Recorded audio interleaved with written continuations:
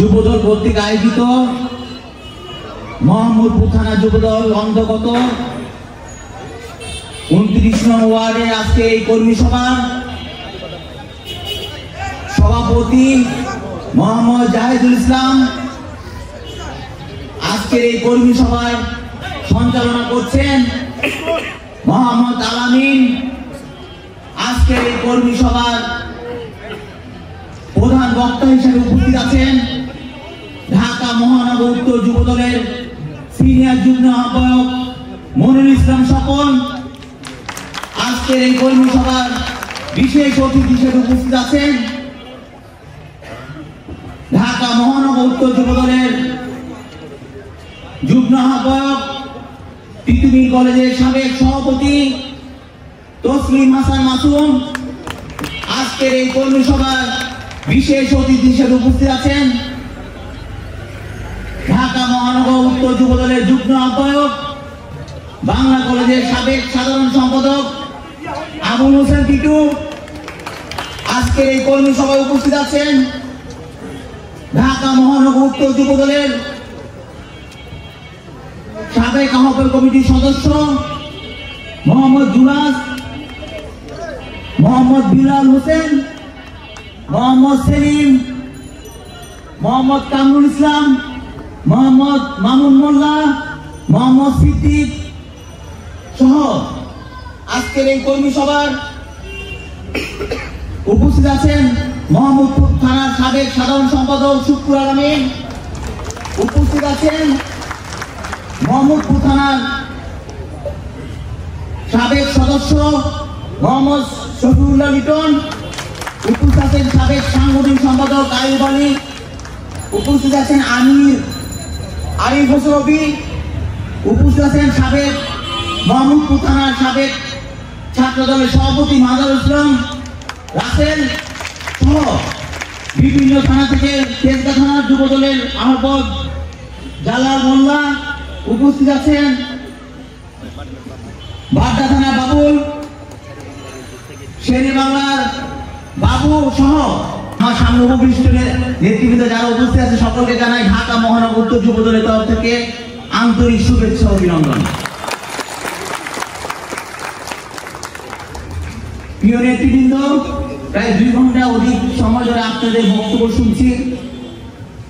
আসলে কর্মী সভায় আসলে সংগঠনটা কিভাবে গতিশীল করা যায়, কিভাবে সুশৃঙ্খল রাখা যায় সেই ধরনের বক্তব্য আপনাদের কাছ থেকে আশা করেছিলাম এবং আমিও আমাদের মহানগর কি ধরনের পদক্ষেপ করলে সাংগঠনিকভাবে আপনারা শক্তিশালী হবেন ওই ধরনের দিক নির্দেশনা আমাদেরকে দিলেও আমরা হয়তো আরো ভালোভাবে বলার অবকাশ থাকতো।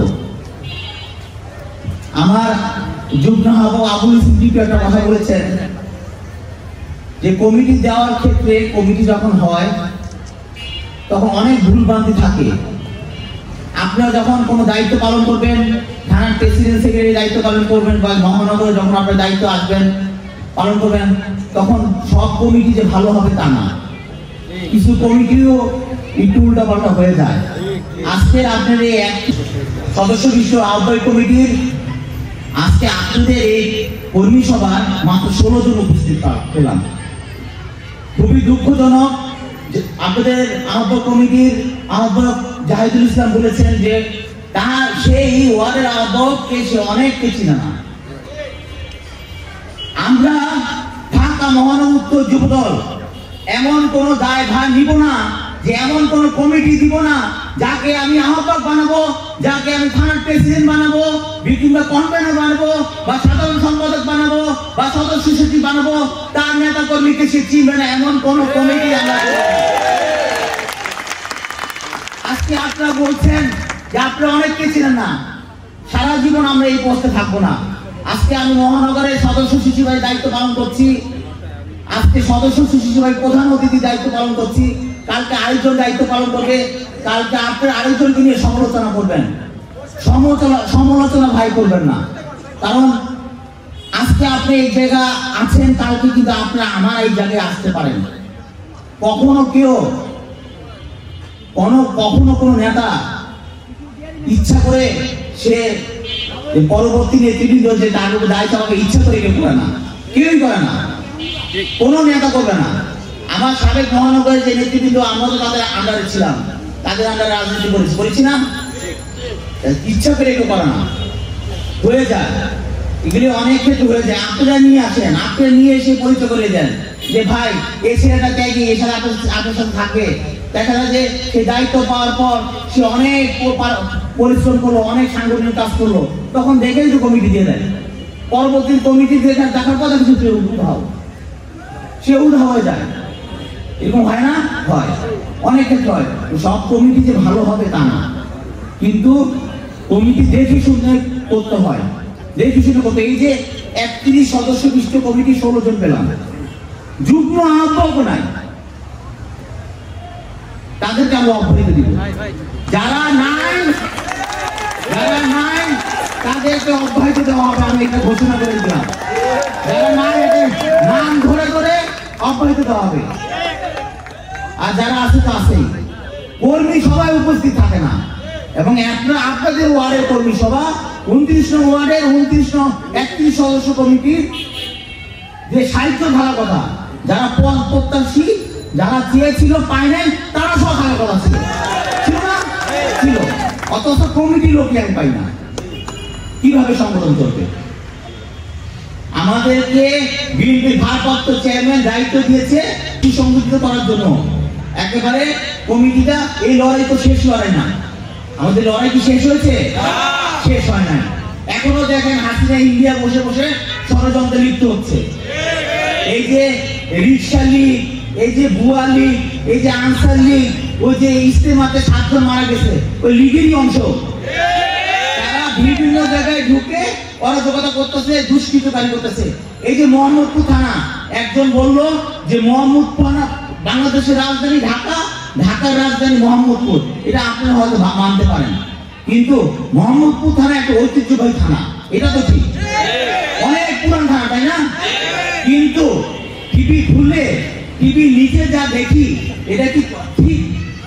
এই যে কিশোর গ্যাং, ঢাকা শহরে মোহাম্মদপুর থানা যেভাবে কিশোর গ্যাং একেবারে দখল করে রাখছে, এই কাজ থেকে বেরোতে পারতেছেন না। আপনি যদি কেউ না কারণে একটু দিতেছে, এলে আপনাদের প্রতিপক্ষ দিতেছে, না হলে আমলিকে যারা গুন্ডা পান্ডা এলাকা ছিল তারা দিতেছে। কিন্তু আপনারা থাকতে কেন কিশোর গ্যাং থাকবে? মোহাম্মদপুর থানা কিশোর গ্যাং কেন থাকবে? আপনাদের সুনাম নষ্ট হতেছে কিশোর গ্যাংয়ের কারণে।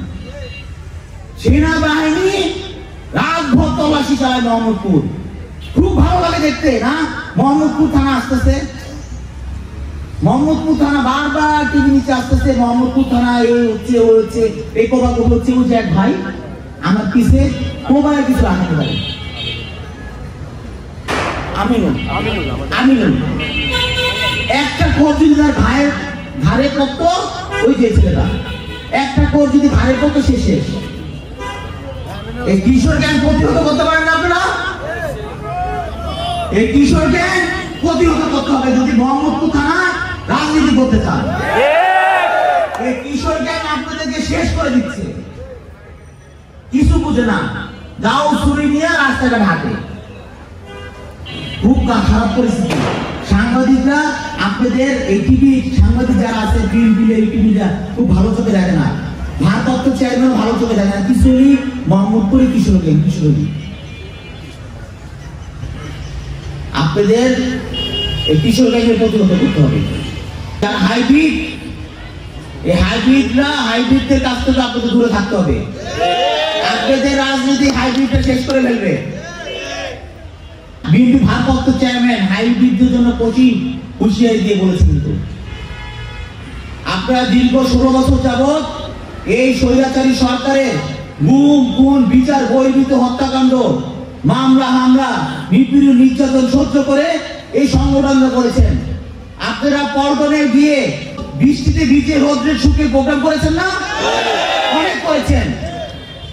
কোমর আঁখু পর্যন্ত পানি, এই পানির মৃত্যু সমাবেশ আপনারা করেছেন। এখন হাইব্রিডে এসে একটা আইফোন গিফট করলো, একটা ব্লেজার গিফট করলো, তাকে আপনি ধরে নিয়ে নেবেন? অথচ এক একটা কর্মী এই 16 বছর কোটি টাকা নষ্ট করেছে পরিবারে, লক্ষ কোটি টাকা নষ্ট করেছে এক একটা কর্মী পরিবারে। আপনারা হিসাব করেন, আপনাদের এক একজনের কিন্তু মিনিমাম 20টার নিচে কারো মামলা নাই। উকিলকে কত করে দেন আপনারা? 500 টাকা নিচে দেওয়া যায়? দেওয়া যায় না। মাসে যদি 20টা হাজিরা হয়, নাহলে 10,000 টাকা দিলেন। এখান থেকে 10 কোটে গেলে সারাদিনের কাজ বন্ধ, পকেটে টাকা তো আছেই, দুপুরে খাওয়া, সাথে 4 জন নিয়ে গেলেন, 4 জনের খাওয়া দিতে হয়, আরো 5,000 টাকা খরচ। মাসে 50,000 টাকা খরচ হয় মামলার পিছে। ব্যবসা বাণিজ্য তো নাই, বিভিন্ন জায়গায় থাকেন, বাসা বাড়ি ভাড়া নিয়ে যাবেন, বাসা থেকে বাইরে থাকলে ডবল খরচ কিন্তু। আর এখন একটা হাইব্রিড, এত বছর যাবত এই স্বৈরাচারী সরকারের সাথে আপোষ করে সে ব্যবসা বাণিজ্য করে এলাকায় বাসা বাড়ি থেকে বউ বাচ্চা নিয়ে আনন্দ ফুর্তি করে বিভিন্ন দেশ বিদেশে ঘুরে সে এসে আপনাদের কিছু ঘুরে যে বলে যে আমাকে দলে নাও, না একটা আইফোন, না একটা ব্লেজার দিচ্ছি, আমাকে দলে নাও। আপনি নেবেন? সুতরাং ভাই, সামান্য কিছুর জন্য আপনারা কাউকে দলে ভিড়াবেন না। আজকে ভিড়াবেন, কালকে আমাদের সাথে তারা মিশে আপনার পথ খেয়ে ফেলবে, আপনার অবস্থান খেয়ে ফেলবে সে। কারণ হাইব্রিডটা কখনো কারো না,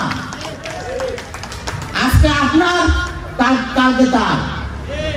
আপনি একটা হাইব্রিডকে আমার কাছে এসে টাকা করে দিবেন, বলবেন সে খুব ত্যাগী নির্যাতিত, আপনি আন্দোলন সংগ্রাম করেছেন। হাইব্রিডের আন্দোলন সংগ্রাম কিন্তু আমি দেখি নাই, দেখি তার আপনার। আপনি কি করলেন? ওই আইফোন আর ব্লেজারের লোভে তাকে সব ক্রেডিট দিয়ে দিলেন যে আপনি যা করাইছেন তাকে দিয়ে করাইছেন, সেই করছে।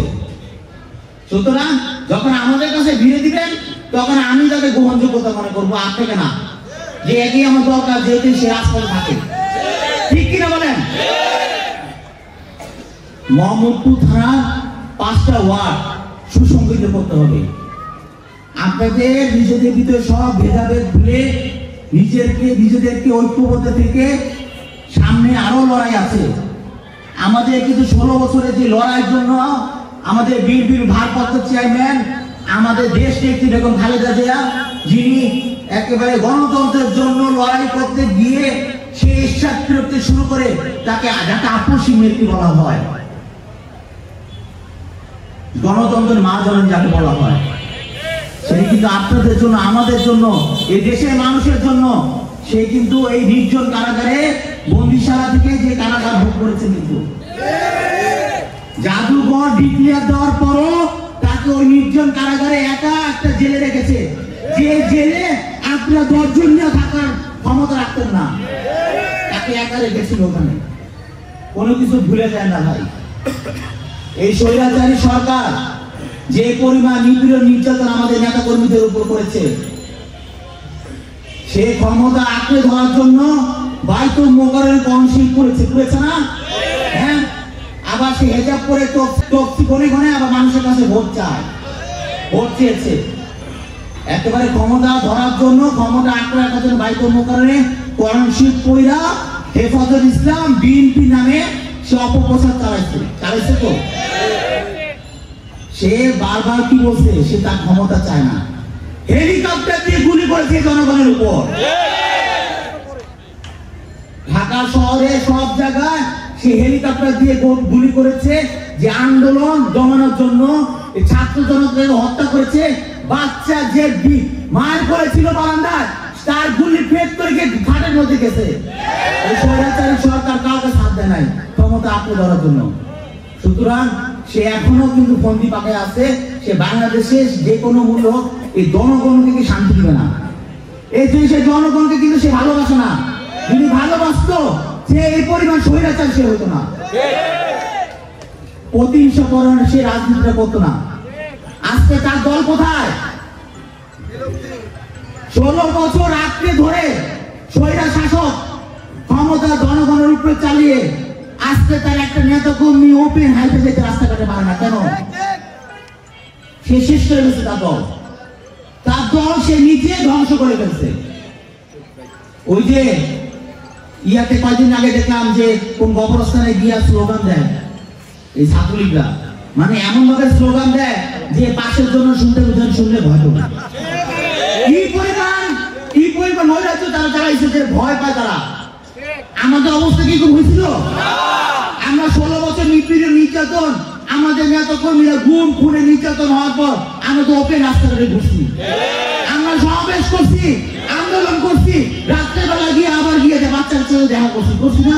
বাচ্চাও তো গেছি, আমরা গেছি না? ওরা আসতে পারে? কোটি কোটি টাকার সম্পত্তি ফালা রেখা জনগণের লুটপাট করে এই সম্পত্তি ফালা রেখা দেশ থেকে পালাই গেছে সব। আরেকটি কথা ভাই, যেহেতু সম্পদের কথা আসছে, আমাদের বিএনপি ভারপ্রাপ্ত চেয়ারম্যান কিন্তু বারবার বলে দিয়েছে দলীয় শৃঙ্খলা কোনো পরিপন্থী কোনো কাজে লিপ্ত থাকা যাবে না। আমরা ঢাকা মহানগর উত্তর যুবদল অনেককে বহিষ্কার করেছি, অনেককে শোকজ করেছি, তার সুনির্দিষ্ট প্রমাণ পেয়েছি বলে করেছি। আপনারা এমন কোনো কাজ করবেন না, এমন কোনো অবৈধ অর্জন করতে যাবেন না, এমন কোনো অবৈধ দখল করতে যাবেন না যে আপনাদের বিরুদ্ধে আমরা দলীয় শৃঙ্খলা পরিপন্থী কোনো কাজে আপনাদেরকে আমার সিগনেচার, আমার কনভেনার সিগনেচার আপনারা শোকজ কিংবা বহিষ্কার করবেন। আপনারা আমার ভাই, আপনারা 16 বছর যাবত নিপীড়ন নির্যাতন সহ্য করে এই দলটা আপনাদের জন্যই ঠিকই আছে। আপনাদের কষ্টের ফলাফলের আজকে এই দলটা এখন টিকে আছে। যদিও দল ক্ষমতা নাই, তারপর কিন্তু আপনি ভালো আছেন, আপনি ভালো আছেন আলহামদুলিল্লাহ। কিন্তু এই আলহামদুলিল্লাহ আপনার ভুলের কারণে কতক্ষণ পর্যন্ত দল টিকে থাকবে বলা দুষ্কর। আবার যে আপনি পালিয়ে যাবেন না, আবার হাসিনা যে এই যে হাসিনা পেটুয়া বাহিনী, এই যে পুলিশ লীগ যেগুলো এখনো সরকারি চাকরিতে জয়েন করতেছে না, এবং ছাত্রলীগ, যুবলীগ, স্বেচ্ছাসেবক লীগ, ওদের যে অঙ্গ সংগঠন যে এলাকা ভিত্তি করতেছে না, এদের অবস্থা তাদের মতো হইতে পারে, আমার হতে পারে না। সুতরাং আমাদেরকে ভালো মতো চলতে হবে, আমাদেরকে ভালো মতো চলতে হবে, যেন সাধারণ মানুষ না বলে যে আওয়ামী লীগ যা করেছে বিএনপিও তাই করে। এই ধরনের কাজ যেন, এই ধরনের কথা যেন সাধারণ পাবলিক না বলে। আমাদের বিএনপি ভারপ্রাপ্ত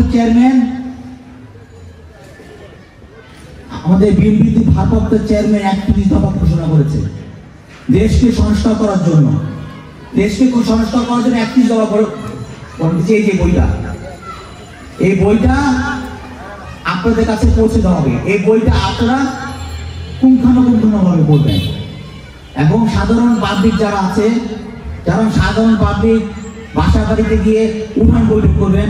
আপনি এখানে 29 নং ওয়ার্ডের 6টি ইউনিট আছে, 6টি ইউনিট আছে। আপনারা ইউনিট কমিটি, যেহেতু বলা হয়েছে, এখানে অনেকেই দাবি করেছে যে থানা যারা আছে তারা ওয়ার্ড কমিটি করবে। আমরাও চাই যেন থানার নেতৃবৃন্দরা ওয়ার্ড কমিটি করুক, এবং ওয়ার্ডের নেতৃবৃন্দরাই ইউনিট কমিটি করবে।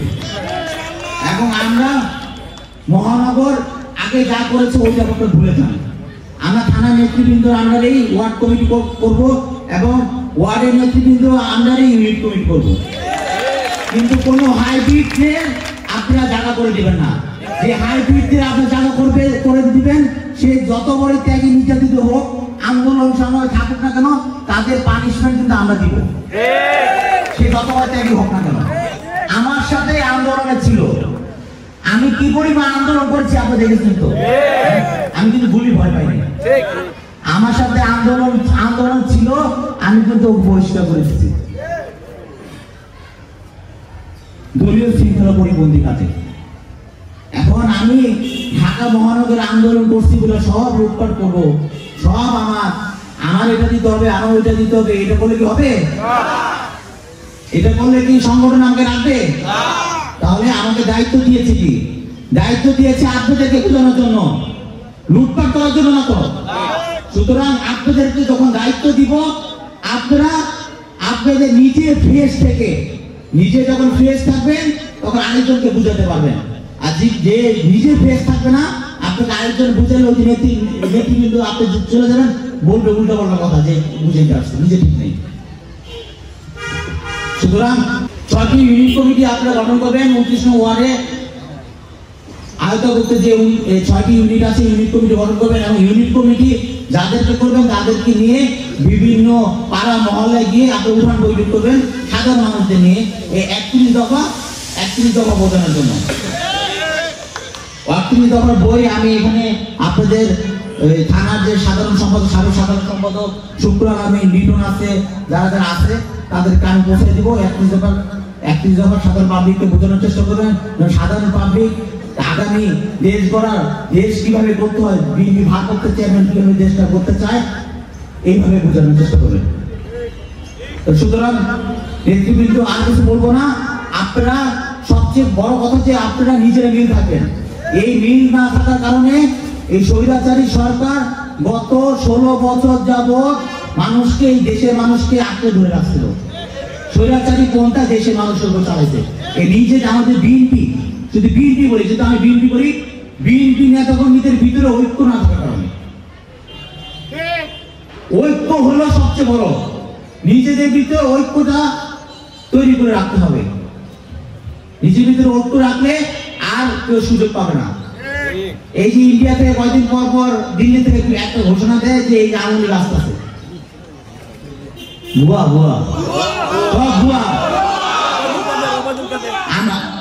ওবায়দুল্লাহ দিতে গেছিলাম এই যে আমাদেরকে মাঝে মধ্যে থানা পুলিশের তারপর এই যে আইটি অফিস থেকে ডিজিএফ অফিস থেকে তারপর এই যে স্বরাষ্ট্র মন্ত্রণালয় থেকে ফোন দেয় যে আপনাদের নেতাকর্মীদেরকে এলাকায় যেন স্বতঃস্ফূর্তভাবে অংশগ্রহণ করে থাকে যেন এই যে আঙুলের দুষ্কৃতকারী যেন কোনো কিছু করতে না পারে।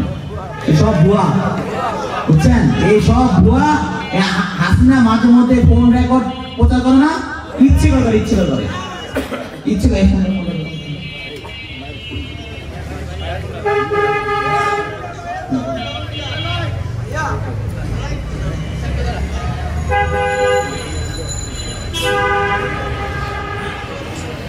আজকে এই কর্মী সভার যাদের নাম বলতে খেয়াল নেই, আজকে কর্মী সভার 34 নং ওয়ার্ডের আহ্বায়ক জাকির হোসেনকে ধন্যবাদ। আজকের এই কর্মী সভার 32 নং ওয়ার্ডের মেহেদি হাসান রুবেল আহ্বায়ককে ধন্যবাদ। আজকের এই কর্মী সভার 32 নং ওয়ার্ডের সদস্য সচিব হাসান রুমান কে ধন্যবাদ।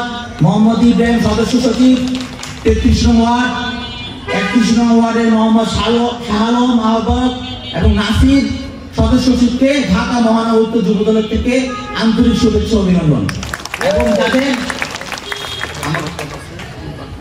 আমাকে আপনাদের সাধারণ সম্পাদক লিস্ট পাঠাইছে তো বলার জন্য ধন্যবাদ দেওয়ার জন্য। আজকের এই কর্মী সভায় যারা স্বতঃস্ফূর্তভাবে অংশগ্রহণ করছেন, যাদের নেতৃত্বে আজকে এই কর্মী সভা সম্পূর্ণ হয়েছে এবং আপনারা প্রথম থেকে আমি যখন বক্তব্য দিয়েছিলাম উদ্বোধনী বক্তব্য তখনও ধন্যবাদ জানিয়েছি সবাইকে যে প্রথম থেকে যারা বসেছিল এখন তারাই বসে আছে। আমরা এরপরে যাবৎ যে কয়টা কর্মী সভা করেছি সবচেয়ে সফল বলে আমি আপনাদেরকে ধন্যবাদ জানাই। আজকের কর্মী সভায় মোহাম্মদ জাহিদুল ইসলামকে, মোহাম্মদ আলামিন হোসেন, মোহাম্মদ আনোয়ার হোসেন কাল্লু, মোহাম্মদ মাসুদ রানা, মোহাম্মদ সোহেল রানা, মোহাম্মদ আনোয়ার হোসেন নাহিদ, সোহাগ, মালিক, শাহিন, সালাউদ্দিন, মনির, লিটন এবং ছোট আলমকে ঢাকা মহানগর উত্তর যুবদলের তরফ থেকে আন্তরিক শুভেচ্ছা অভিনন্দন। সেই সাথে বক্তব্য আমরা এখানে শেষ করছি। বাংলাদেশ জাতীয়তাবাদী যুবদল জিন্দাবাদ, শহীদ জিয়াউল হক, দেশ নেত্রী বেগম খালেদা জিয়া জিন্দাবাদ, বাংলাদেশ বিএনপি ভারপ্রাপ্ত চেয়ারম্যান তারেক রহমান জিন্দাবাদ।